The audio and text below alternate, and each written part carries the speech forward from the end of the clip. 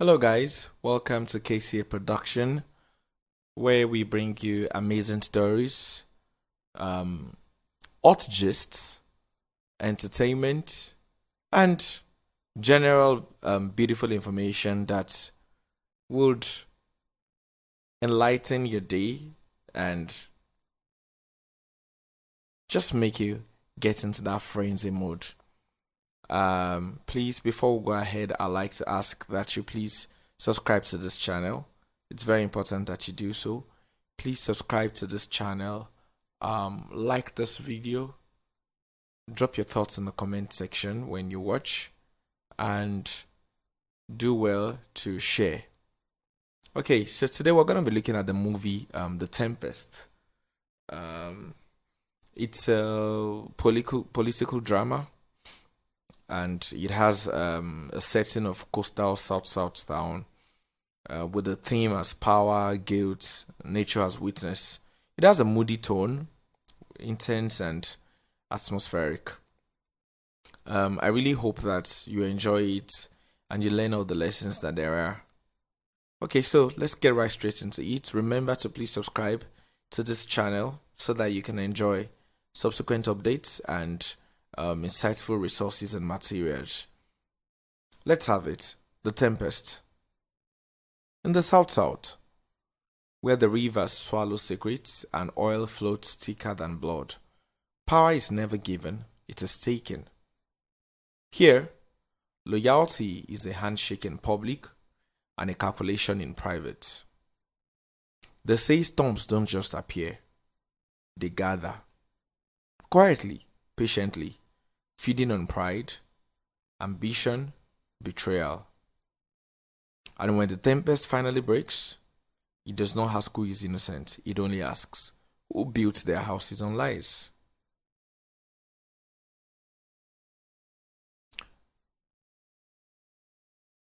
On an evening with grey clouds hanging low over the river, mangroves bending gently, humid here, and children running from home, boats swaying against wooden poles, with thunder rumbling far away. In a hall with plastic chairs, ceiling fans turning slowly, and a generator hum outside. Chief Tamino Dakoro, who is in mid-50s, stands at the front, calm, commanding, with a banner that reads Community Development Stakeholders Meeting. Chief Tamino says to the audience, "Gentlemen, ladies, please. The weather service predicts heavy storms tonight. We are river people. Storms do not frighten us." Light applause, and windows shake slightly. But what frightens a community is division. What weakens a people is doubt. He scans the room. At the back, a BA, early 30s, watches him steadily. He notices briefly. The oil company has agreed to compensate. Roads will be repaired next month. We move forward together. A man in the crowd asks, "Chief, what about the land disputes by the Eastern Creek?" Tamino pauses, then responds, "Handled." Outside, wind slams the windows harder, lights flicker. It is only wind. A BA's highs never leave him. At the same time, water rises, pushing against stilts. A loose zinc sheet flaps violently. Meeting disperses, people whisper, and ABA walks further. "Chief, ABA, the storm will not be small. We have survived worse. Have we?" He studies her. "If you have something to say, say it plainly. Not here." Thunder cracks and windows rattle. You choose straight nights for conversation.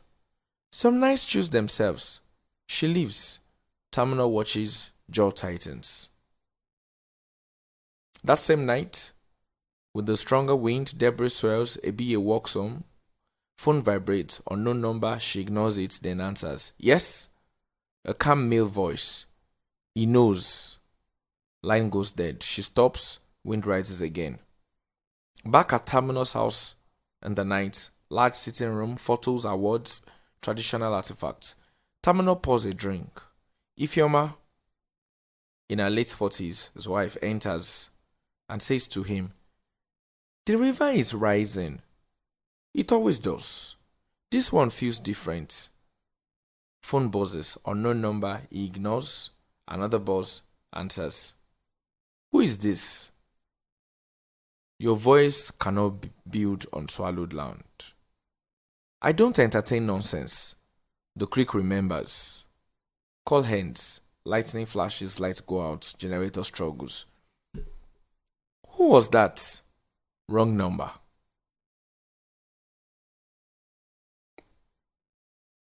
Rain falls heavily.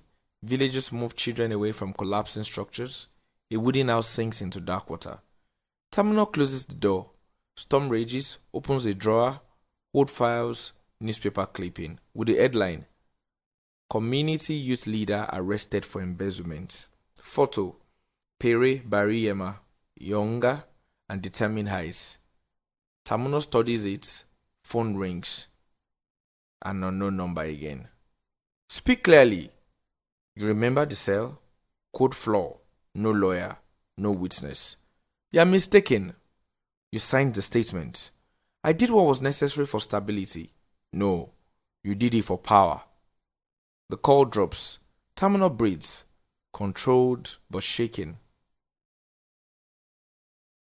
And in a flashback, in a police station years ago, we see Perry handcuffed, young Terminal handing an envelope to an officer. Perry looks up, betrayed. Back to present day. Terminal slams the file. And Ifeoma says to him, "It was not only about power. You don't know." "I know. You were afraid of him." Thunder cracks, the house shakes slightly. Ebie shelters villagers. Tonye paces. Tonye says, "This storm no normal. First the land, now houses." "It's not the storm." Then waiting. Memory. At Terminal's living room. Knock on door. Heavy. Terminal stiffens. Door opens. Pere, older, ardent, dripping rain, silence. "You!" "Yes, me." Wind blow inside, rain, thunder. "Storm strong tonight." "What do you want?" "Nothing. Just truth." Lights flicker, rain intensifies. The tempest, literal and metaphorical, begins. Now at the government house, at the private office, the rain is coming down hard against the tinted windows of the government house. Inside, the air condition hums softly. Chief Terminal stands by the window, hands behind his back, calm, calculated, immaculate white senator attire. Behind him, two party executives sit stiffly. Across from them, empty chair. A knock from his aide. "Sir, the press conference is ready." Terminal nods without turning. "Let them wait. Power is not something you rush." He turns slowly. The party chairman asks him, "This thing, are you sure it won't trace back?" Terminal smiles faintly. "Trace what back?" The chairman shifts. "Can I be trusted you, Terminal?" Terminal walks to the table and pours himself water. "In politics, trust is a currency. I simply invested wisely." Flashback to 2 months earlier. At a private warehouse by the port, Kennedy and Terminal standing beside containers. Kennedy says, "This document must not leak. If the governor sees this, the heads will roll." Terminal nods seriously. "Leave it to me." Kennedy clasps his shoulder. He says, "You are my brother." Terminal holds the shoulder a second too long. Back to present day. Phone buzzes. Terminal checks it. With a news alert headline, "Kennedy allegedly linked to oil bunkering syndicates." The chairman exhales sharply. "Ha! This is bad. Very bad." Terminal replies, "This is necessary." At the police holding cell, Kennedy sits on a wooden bench. No anger, just disbelief. A young officer stands nearby. Sir, they say it's serious. Economic sabotage. Kennedy laughs softly. Sabotage? Me? He rubs his face.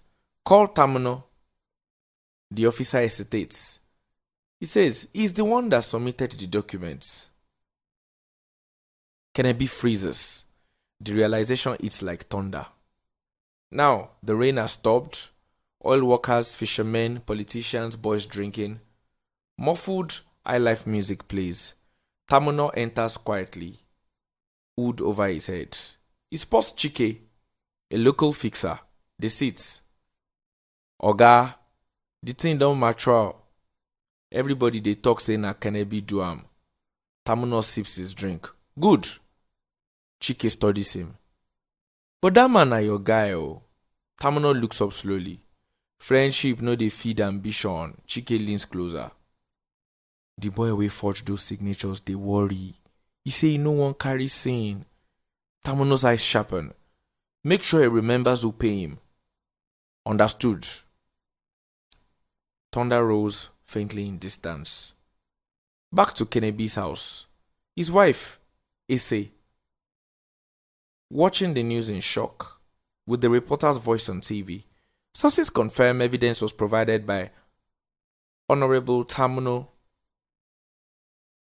Issei grabs her phone, dials Tamuno, it rings and rings, voicemail. At the government house and the press room, bright lights, cameras flashing, Tamuno steps to the podium with a calm and sympathetic face. Today is a painful day for our state. Corruption is a disease and no one is above the law. Reporters murmur. One of the reporters asks, Sir, you and Kennedy were close allies. How do you respond? Tamuno pauses deliberately. I respond as a servant of the people. Applause from party members. In the back of the room, one young journalist watches him closely. Her name, Tari. She doesn't clap. She types. Now, for prison visit and the investigation of the journalist begins. Metal bars separate Kennedy and Issei. Issei's eyes are red. Tell me it's not true. It's not, replies Kennedy. She leans closer. Then who? Kennedy stares at the wall. Tamuno, Issei gasps. Impossible. Check the warehouse CCTV. The night before the raid. Guard interrupts. Time up. Kennedy grips the bars.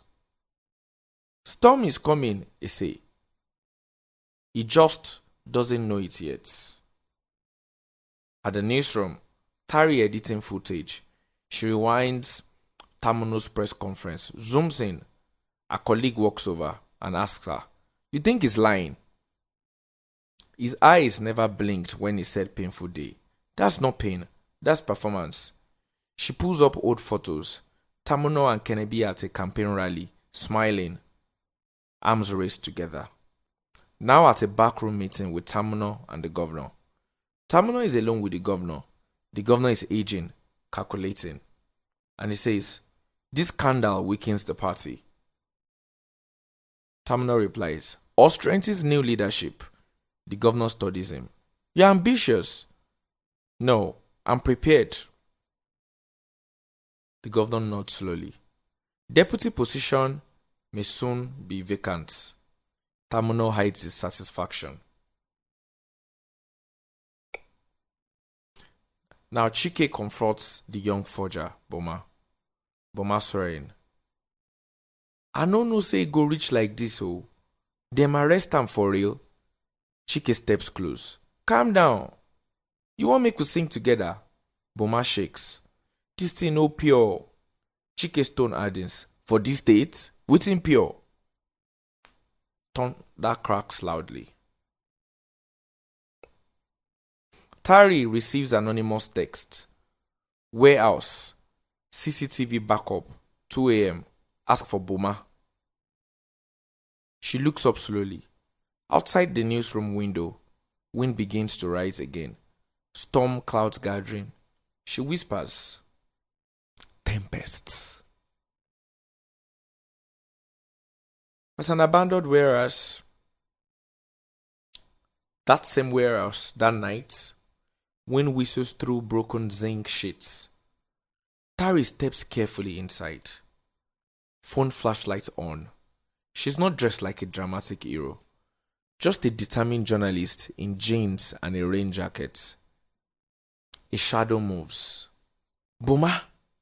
Silence. Then a nervous voice. Boma responds, You come alone? Yes. Boma steps into light. Early 20s. Sweat beads on his forehead, even in the cold night air. He keeps looking behind him. You said you have something. Boma hesitates. If I talk, I feel disappear. If you don't talk, someone else already disappeared. That it's. Boma pulls out a small flash drive from his pocket. Original CCTV backup. The night before EFCC raid. Tari reaches for it. Boma pulls back. Promise me protection. I promise exposure. Now Honorable send me edit the footage. Remove his car. Insert cannabis convoy. Tari freezes. You are sure? I drew him with my own hand. He looks like he might cry. I just want also small. I don't know say them go jail the man. Wind slams a loose metal sheet loudly. Both jump. Back to the newsroom late night. Tari plugs the flash drive into her laptop. Video loads. Timestamp 1:57 a.m. Warehouse entrance. A black SUV pulls in. Zooms. License plates. Government plates. The driver steps out. Clear view. Tamuno. Tari leans back slowly. Got you. She scrubs forward. At 2:15 a.m., Kennedy's convoy appears, but the lightning flickers strangely. She toggles to original metadata. Edited. She exhales sharply. Her phone buzzes, unknown number. She ignores it. It buzzes again. She answers. Stop digging. Click. Tari stares at phone, then continues editing. At a private dining at the government house, Tamuno is seen dining with the governor. Soft jazz in the background. Wine glasses clink. The governor says, By tomorrow, the announcement will be public. Tamuno nods modestly. I serve at your pleasure, sir. The governor studies him. Loyalty matters. Tamuno's eyes flicker. Just slightly. Now at Boma's apartment that night. Door burst opens. 2 masked men. Boma looks up from his phone in terror. Ooh! Punch! Duh! Everything goes black. And at the newsroom in the next morning, Tari's story is live online with the headline, exclusive. Evidence suggests Tamuno Dakoru manipulated warehouse footage. Our editor rushes in. Are you crazy? It's verified. Do you know who he is? Exactly. Phone starts ringing non-stop. Outside, social media notifications explode. Back to the prison cell. The guard hands Kennedy a newspaper. He reads. Slow smile spreads across his face. He whispers, Storm don't reach him. Now, on the day at the inauguration hall, despite scandal whispers, Tamuno stands at podium. Crowd applauding, banner behind him. swearing in ceremony for deputy governor. Flash bulbs everywhere.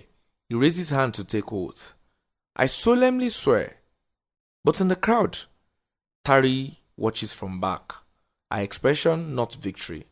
War. Now, on the streets in the South City, protest beginning.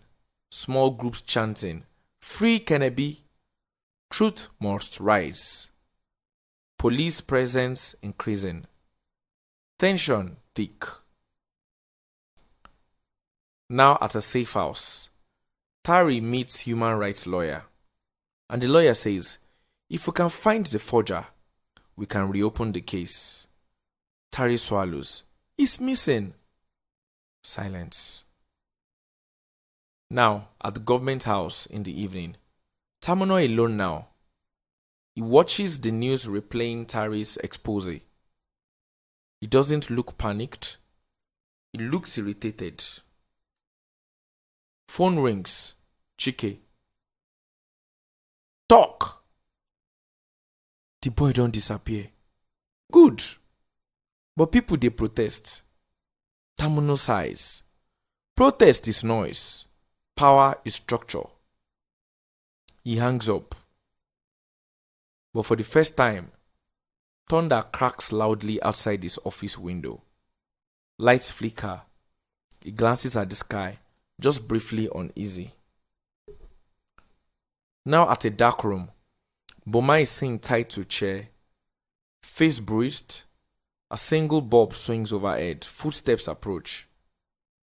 Not marksmen, but Tamuno himself. Boma's eyes widen in betrayal. Oga, I do wetin you talk. Tamuno crouches in front of him. Calm, cold. And you spoke when you weren't asked. I know mean. Tamuno stands. In this state, storms are controlled. He nods to the men. We don't see what happens. We just hear Boma scream. The tempest is no longer metaphor. It is personal. On this day, at the Federal High Court, everything packed, everyone ready for the judgment. Media, cameras, protesters outside chanting faintly, Justice for Kennedy, no more lies. Justice for Kennedy, no more lies. Justice for Kennedy, no more lies. Kennedy is led in. He looks thinner, but stronger. Eyes steady. Across the courtroom, Tamuno sits beside his lawyers. Deputy Governor badged, pinned neatly. Their eyes meet. No greeting, just history. And then the judge enters. Everyone rises. This court has reviewed new digital evidence submitted by investigative journalist Tari Briggs. Murmurs. Tamuno keeps his expression neutral. The authenticity of the CCTV footage has been verified by independent forensic analysts. The court finds grounds to reopen the case against Mr. Kennedy Ibiwari. Gasps. Outside, protesters cheer.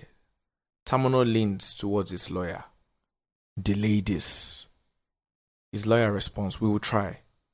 At the court corridor, Tari stands near pillars, watching. Kennedy is escorted past her. He stops briefly. You are the one. She nods. Yes, truth is stubborn. Kennedy gives a faint smile. So is ambition. He walks on.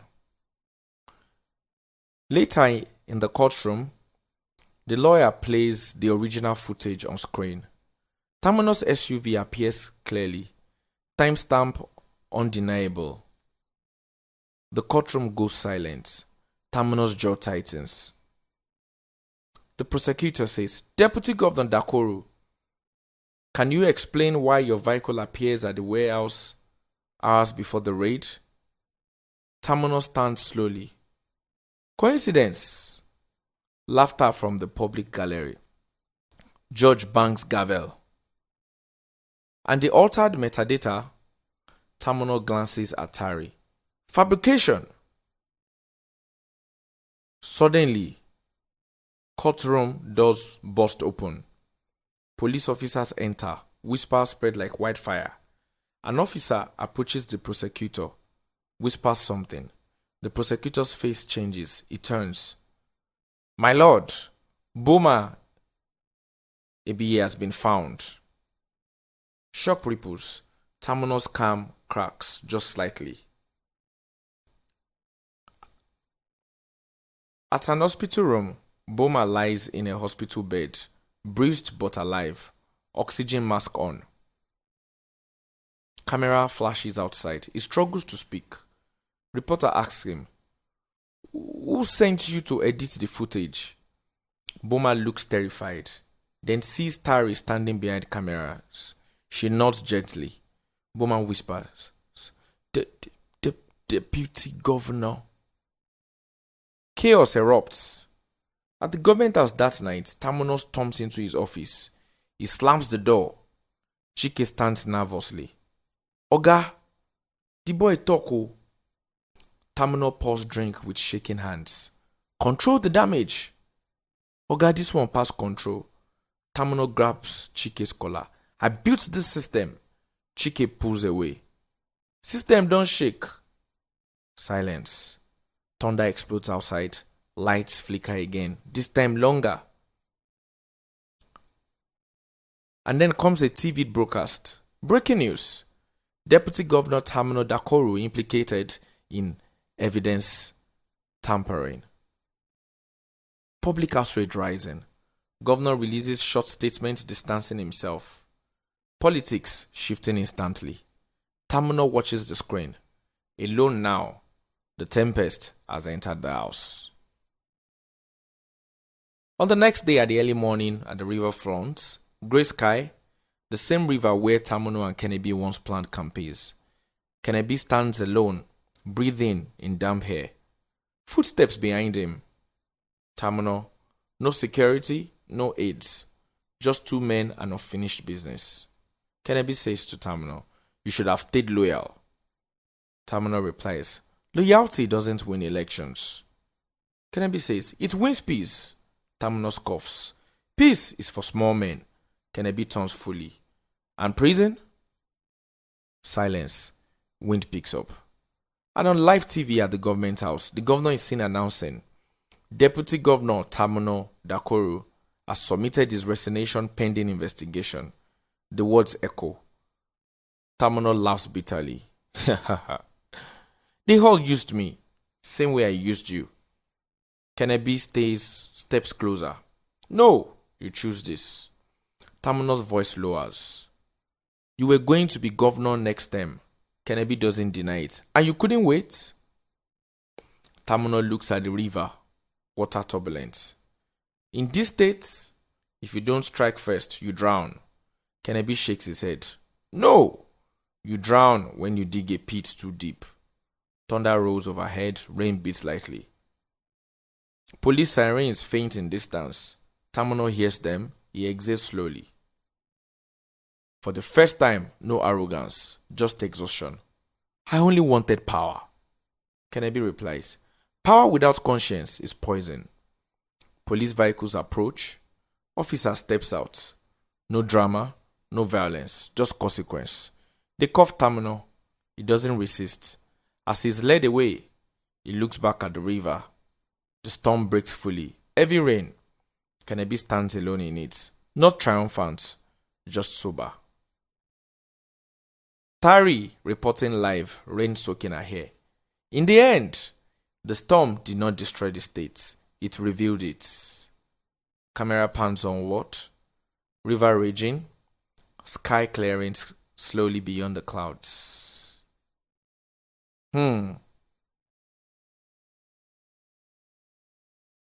Power is a beautiful thing. It shines, it commands rooms, it bends men. But power without conscience is a storm without direction.